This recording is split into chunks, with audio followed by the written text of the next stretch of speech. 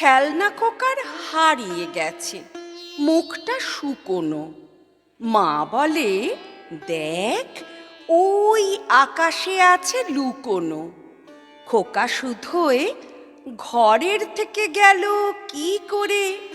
মা বলে যে, ওই তো মেঘের থলিটা ভরে নিয়ে গেছে ইন্দ্রলোকের শাসন ছেঁড়া ছেলে। খোকা বলে, কখন এলো, কখন খবর পেলে? মা বললে, ওরা এলো যখন সবাই মিলি চৌধুরীদের আমবাগানে লুকিয়ে গিয়েছিলি। যখন ওদের ফলগুলি সব করলি বেবাক নষ্ট। মেঘলা দিনে আলো তখন ছিল না কো স্পষ্ট। গাছের ছায়ার চাদর দিয়ে এসেছে মুখ ঢেকে। কেউ আমরা জানি নে তো কজন তারা কে কে। কুকুরটাও ঘুমোচ্ছিল লেজেতে মুখ গুঁজে। সেই সুযোগে চুপি চুপি গিয়েছে ঘর খুঁজে। আমরা ভাবি বাতাস বুঝি লাগলো বাঁশের ডালে। কাঠ বেড়ালি ছুটছে বুঝি আট চালাটার চালে। তখন দিঘির বাঁধ ছাপিয়ে ছুটছে মাঠে জল।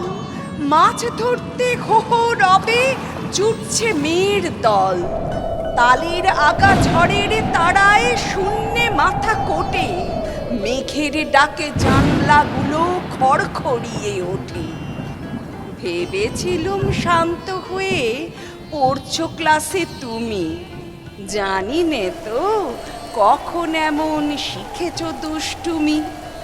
খোকা বলে, ওই যে তোমার ইন্দ্রলোকের ছেলে, তাদের কেন এমনতর দুষ্টুমিতে পেলে?